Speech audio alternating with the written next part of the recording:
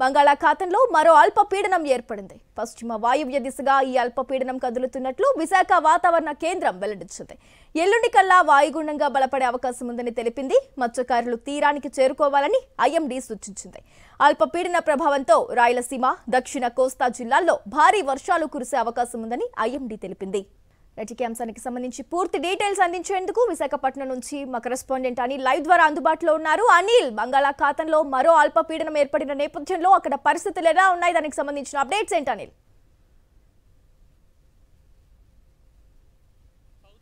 సముద్రంలో అల్పపీడనం ఏర్పడినట్టుగా వాతావరణ శాఖ వెల్లడించింది. ఇది క్రమంగా బలపడేటువంటి సూచనలు కూడా స్పష్టంగా కనిపిస్తున్నాయి. 24వ తేదీ నాటికి వాయుగుండంగా బలపడేటువంటి అవకాశం ఉన్న నేపథ్యంలో ప్రజలతో పాటు మత్స్యకారులు అప్రమత్తంగా ఉండాలని వాతావరణ శాఖ సూచిస్తోంది.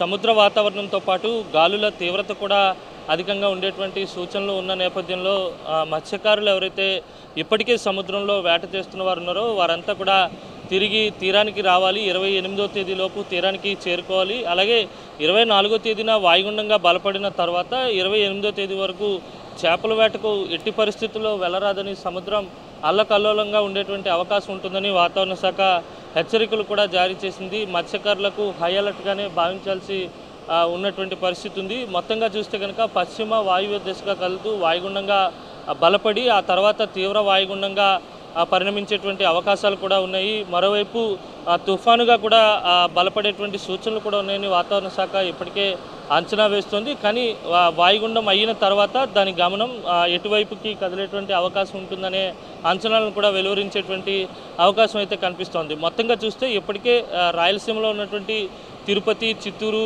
వైఎస్ఆర్ కడప జిల్లాల్లో భారీ వర్షపాతం నమోదవుతుంది. గడిచిన 2 రోజులుగా తేలికపాటి వర్షపాతం కురుస్తూనే అక్కడక్కడ 1-2 చోట్ల భారీ వర్షాలు కురుస్తున్నాయి. అయితే అల్పపీడనం క్రమంగా బలపడే కొద్దీ ఏపీపై దాని ప్రభావం పెరిగేటువంటి అవకాశం కనిపిస్తుంది. ముఖ్యంగా దక్షిణ కోస్తా జిల్లాల్లో అత్యధిక ప్రభావం ఉండబోతోంది. తీరానికి సమీపించే కొద్దీ దక్షిణ కోస్తాతో పాటు రాయలసీమలో ఉన్నటువంటి అన్ని ప్రాంతాల్లో భారీ వర్షాలు కురిసేటువంటి సూచనలు కూడా కనిపిస్తున్నాయి.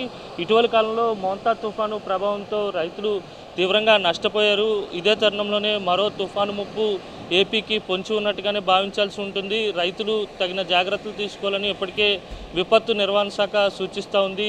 ధాన్యాన్ని కానీ లేకపోతే ఇతరత్ర పంటల విషయంలో కానీ అత్యంత అప్రమత్తంగా ఉండాలని ఇటు విపత్తు నిర్వహణ శాఖతో పాటు ఐఎండీ కూడా హెచ్చరిస్తున్నటువంటి నేపథ్యం కనిపిస్తుంది. అయితే రేపటి నుంచి పూర్తిగా వాతావరణం మారిపోయేటువంటి అవకాశం కనిపిస్తుంది. అల్పపీడనం క్రమంగా దగ్గర పడుతూ తీరానికి దగ్గరవుతూనే వాయుగుండంగా బలపడిన తర్వాత దాని ప్రభావం స్పష్టంగా ఏపీలో ఉన్నటువంటి దక్షిణ కోస్తా, రాయలసీమ జిల్లాలపై ఉండేటువంటి అవకాశం అయితే స్పష్టంగా కనిపిస్తుంది. మత్స్యకారులతో పాటు తీర ప్రాంత ప్రజలు అప్రమత్తంగా ఉండాలని ఐఎండీ హెచ్చరికలు జారీ చేస్తున్నటువంటి నేపథ్యం కనిపిస్తుంది. అయితే రేపు అర్ధరాత్రి తర్వాత కానీ ఎల్లుండికి కానీ వాయుగుండంగా బలపడిన తర్వాత ఎప్పటికప్పుడు ట్రాక్ చేసేటువంటి అవకాశం, అలాగే హెచ్చరికలు కూడా ఎప్పటికప్పుడు జారీ చేసేటువంటి అవకాశం అయితే స్పష్టంగా కనిపించబోతుంది. Gracie, right, thank you Anil.